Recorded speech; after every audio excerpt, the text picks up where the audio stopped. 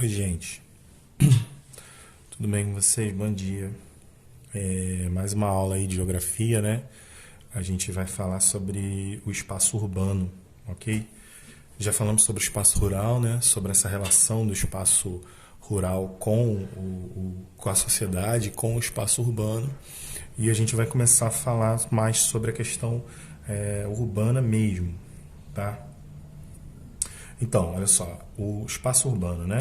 Em 2017, cerca de 85% dos brasileiros viviam nas cidades. Isso significa que a população do nosso país é predominantemente, né, ou seja, a maioria urbana. Entretanto, até meados do século XX, isso não ocorria.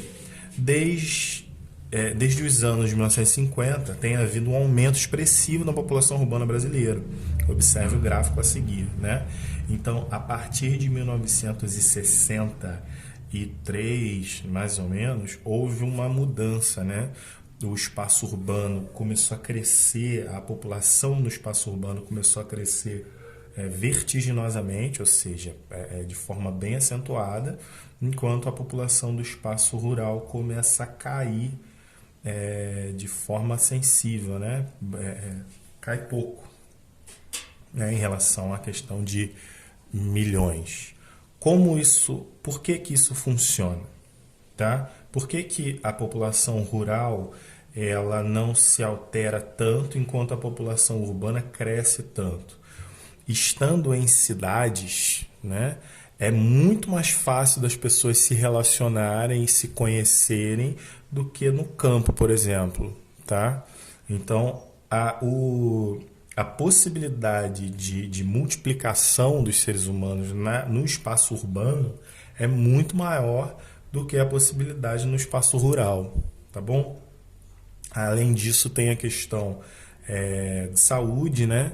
Que influencia muito essa questão aqui rural e também a questão urbana. Dentro do ambiente urbano você tem muito mais acesso à saúde, remédios, médicos, enfim, N coisas, enquanto no ambiente rural você tem muito menos esse acesso. Tá? E quando eu digo ambiente rural, gente, eu não estou falando dessa região aqui que a gente vive, não, tá? Essa região é considerada uma região urbanizada, né? Urbana. Tá bom? Ó, indústria e urbanização no Brasil. Até meados do século XX, a população do Brasil era essencialmente rural. A partir da segunda década do século XX, esse panorama foi invertido. Atualmente, de cada 100 brasileiros, 85 moram nas cidades e apenas 15 moram no espaço rural. Essa mudança foi resultado, sobretudo, dos processos de industrialização e urbanização do país. A intensificação das atividades industriais passou a ocorrer a partir da metade do século XX, trazendo alterações significativas no modo de vida das pessoas. Até o fim do século XXI, a atividade industrial no Brasil era pouco expressiva, resumindo-se a indústrias de bens de consumo não duráveis, como tecidos, roupas, bebidas, né? Hoje em dia, por mais que a gente tenha empresas vindas de outro país, nós temos empresas relacionadas a bens mais duráveis, né? Automóveis, empresas relacionadas à tecnologia, entre essas coisas aí, tá? Ó, esse setor da economia começou a ganhar força ao longo do século XX, com uma série de medidas governamentais, principalmente de estímulo à criação de indústrias de base, refinarias de petróleo, siderúrgicas e etc. Né? Siderúrgicas vai mexer com união de metais, tá? Transformação de metais aí, e criação de objetos de metais também. De bens de consumo duráveis, a indústria do automóvel, né, eletrodoméstico e móveis, tá? Móveis no sentido construção civil também, tá? Além de investimento no setor de infraestrutura como transporte, isso aqui é importante, e energia, tá? tá? Então, ampliar a malha ferroviária, ampliar as estradas, né? As possibilidades de transporte, mais aeroportos, mais portos, né, para navios, tá?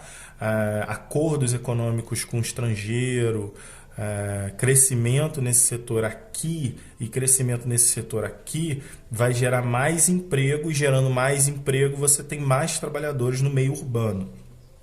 Ok? Ó, a atividade industrial, de certa forma, impulsionou o processo de urbanização na medida em que proporcionou a mecanização do campo, eliminando muitos postos de trabalho nas propriedades rurais. Tá? Então, uma coisa leva a outra. Quando você tem um desenvolvimento industrial, você vai ter o desenvolvimento de máquinas, né, em consequência disso, e as máquinas vão fazendo o trabalho que os homens faziam. Tá? Então, se eu tinha, por exemplo, 100 homens trabalhando para ceifar um canavial, por exemplo, eu tenho uma ceifadeira, uma máquina que faz todo o trabalho de 1000 homens no dia. Tá bom? Ó, esse fator estimulou a vinda de muitas pessoas para as áreas, das áreas rurais para as cidades à procura de trabalho. Além disso, a atividade industrial estimula a urbanização, pois exige numerosa mão de obra e, consequentemente, a ampliação das estruturas de comércio e serviço de educação, saúde e lazer. Se eu tenho mais pessoas morando na cidade, né, eu teoricamente tenho mais impostos sendo pagos.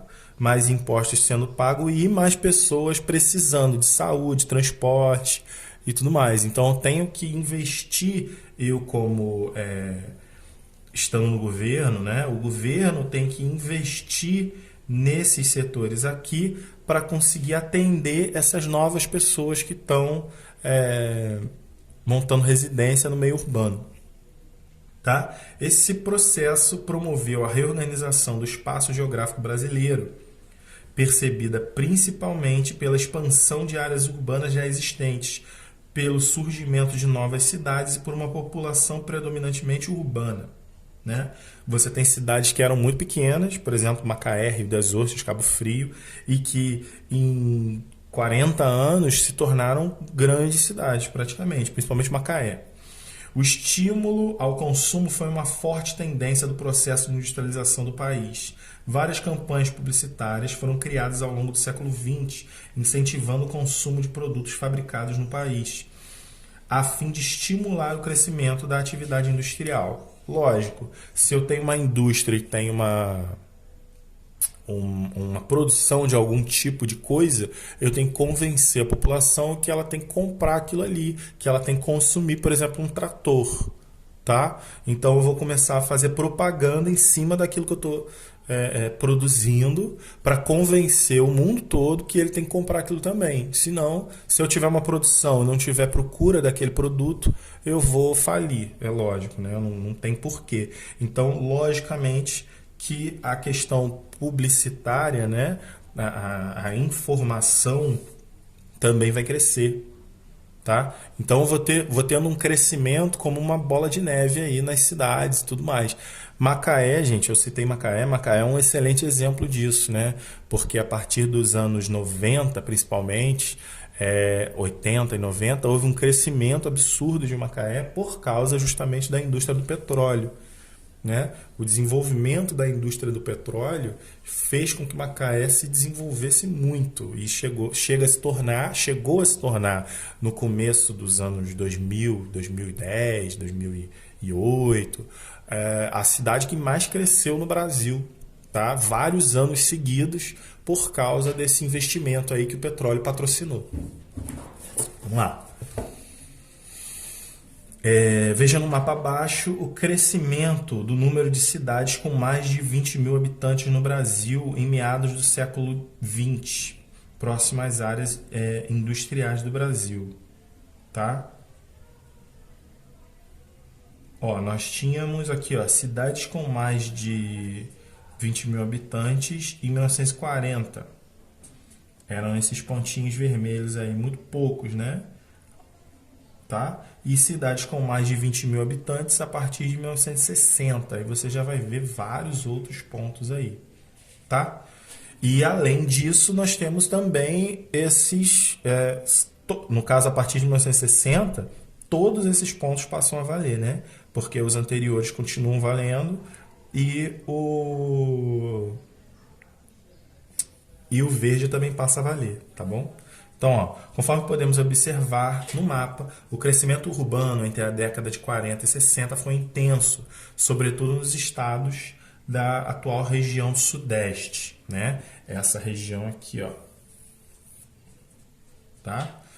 Essa região possui infraestrutura urbana e de transportes desenvolvidas para a economia cafeeira, como a energia elétrica, rodovias, ferrovias e portos, além de capital, né, acumulado pela cafeicultura, que foi investido na atividade industrial. Tá? Então, muitos dos produtores de café, no momento onde o café perde valor e a indústria começa a surgir e crescer, muitos desses produtores de café começam a investir em outros setores, né? Principalmente nessa questão desse setor industrial, essa atividade industrial. Tá? Como já era o setor do Brasil com maior território, né? E já tinha um desenvolvimento para o café muito bom, essa mudança aí aconteceu de uma forma mais positiva para o Sudeste do que para as demais regiões do país. Tá bom? Ó, cadê? A expansão da atividade industrial não ocorreu de maneira homogênea, né? Não ocorreu de maneira uniforme em todo o Brasil. Determinados fatores descritos a seguir favoreceram o desenvolvimento da atividade industrial em algumas porções do país. Ok. Disponibilidade de mão de obra qualificada para o trabalho nas indústrias. Como o Sudeste tinha mais dinheiro, também investia mais naqueles bens básicos que eu falei lá atrás, né? Questão social, educação, saúde, tá? Então, mão de obra qualificada também representa educação para qualificação, né? Então, o Sudeste leva vantagem nisso. Existência de matéria-prima nas proximidades das fábricas. Isso também é um ponto, mas aí o Sudeste talvez não leve tanta vantagem nisso, pelo menos não agora, mas há a possibilidade de importação, né? Infraestrutura adequada, né? A questão de estradas, portos, cidades, né? Como fácil acesso a fontes de energia. O Sudeste também desenvolveu a questão da energia, então por isso desenvolveu mais rápido que as outras partes do Brasil. Energia para abastecer as fábricas e a rede de transporte eficiente, capaz, né, de trazer matéria-prima necessária às indústrias e ao mesmo tempo levar os produtos fabricados aos mercados consumidores. Isso também é um ponto onde o Sudeste se destaca, né? Mercado consumidor que atendesse às necessidades de compra para a população. O Sudeste também é a região do país com maior população, tá? Só São Paulo tem mais de 50 milhões de pessoas. Então, essa ideia aí dessa população era muito forte no Sudeste por causa da demanda, né? A procura dos produtos também era muito forte no Nordeste. Então, qualquer indústria, qualquer não, mas a maior parte das indústrias que se formasse no Nordeste, no Sudeste, teria infraestrutura e demanda para poder seguir com as suas com seu serviço, né? Demanda é procura por aquele produto, tá, gente? Ó, vamos lá, continuando aqui um pouco. Então, aí começam a se formar, né, o que a gente vai conhecer como essas regiões metropolitanas, metropolitanas de metrópole, metrópole quer dizer cidade, né? Então a metrópole vai ser a região industrializada. O processo de industrialização e urbanização ocorreu de maneira desigual no território brasileiro, conforme eu já falei, né? Em algumas localidades onde esse processo foi mais intenso, o número de habitantes aumentou significativamente, dando origem às metrópoles, como São Paulo, Rio de Janeiro, Belo Horizonte. Cidades densamente povoadas, interligadas aos municípios próximos e que exercem influência econômica e política sobre os municípios vizinhos. Esse processo é denominado conurbação. Tá? Essa ideia de conurbação é esse emaranhado aí que a cidade, que a metrópole faz em função das outras, ou seja, ela, a partir do centro, as outras cidades se tornam meio que dependentes, né? A questão do crescimento e o crescimento físico mesmo, né? Eles vão crescendo e se aproximando das cidades próximas, se aproximando dos municípios próximos e muitas vezes até ficando colado, né? Não tendo como diferenciar muito essas fronteiras aí, tá? Isso a gente percebe, por exemplo, nas cidades próximas do Rio de Janeiro, tá? São João de Meriti, Mesquita, Bangu, o próprio Rio de Janeiro. Há um aglomerado de cidades ali e o nome disso aí é conurbação. Tá? A fim de auxiliar, continuando, hein, gente? A fim de auxiliar o planejamento e a administração pública das metrópoles e de seus municípios vizinhos, o governo federal define regiões metropolitanas brasileiras. Elas constituem um grupo de municípios que recebem a influência de uma cidade, geralmente uma metrópole, estabelecendo com elas forte relação de interdependência econômica. Com isso, parte da população dos municípios menores precisa se deslocar diariamente para a metrópole para trabalhar, estudar, utilizar serviços médicos e etc. Né? Segundo o IBGE de 2017, existiam no Brasil 73 regiões metropolitanas. Tá? Ao lado, né, representa a região metropolitana de Belo Horizonte, no estado de Minas Gerais.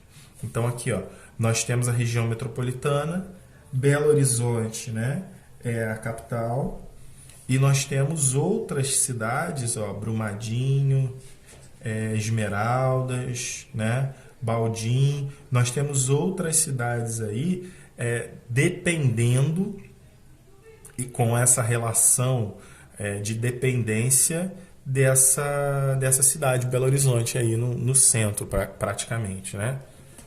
Regiões metropolitanas, então, gente, são regiões onde nós temos uma cidade maior, né? E outras cidades em volta que vão dependendo daquela cidade, tá? E o Brasil tem 73 regiões metropolitanas aí, que são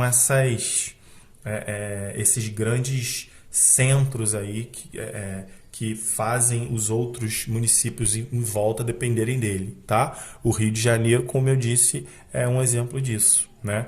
Nós temos aí Nova Iguaçu, São Gonçalo, Niterói, todos eles dependendo também do Grande Rio, tá? Ó, vamos lá.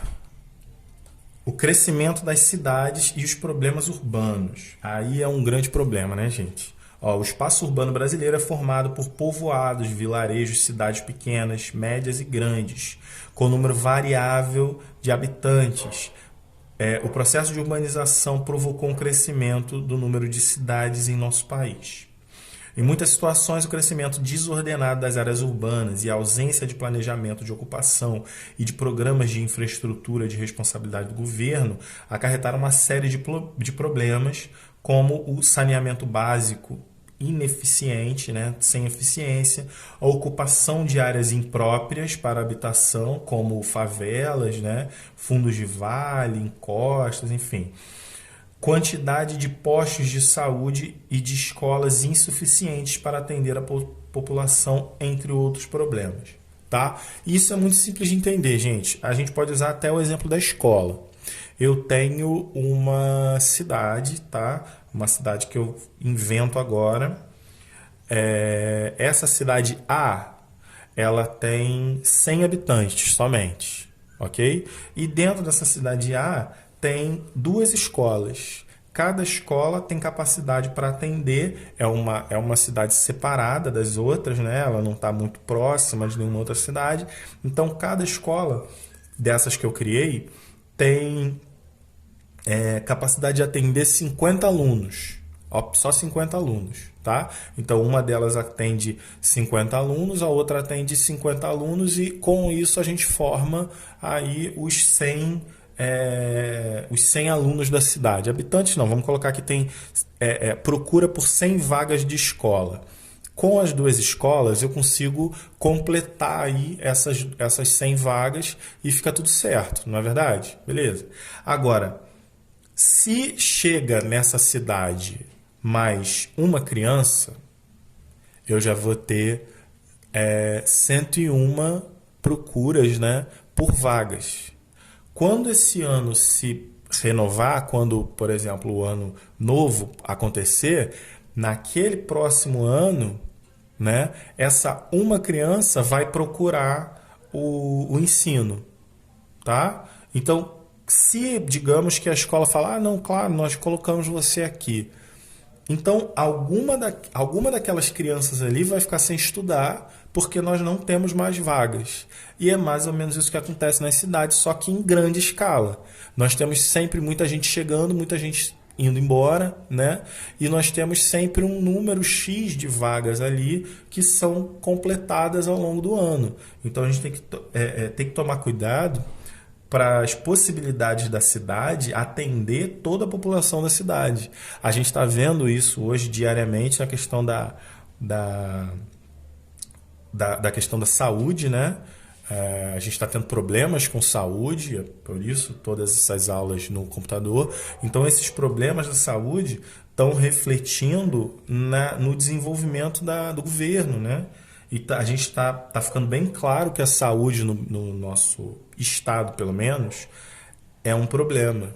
Tá? Por quê? Falta de planejamento, né? Esse crescimento desordenado das áreas urbanas gerou um problema na área, principalmente na área da saúde, no nosso estado.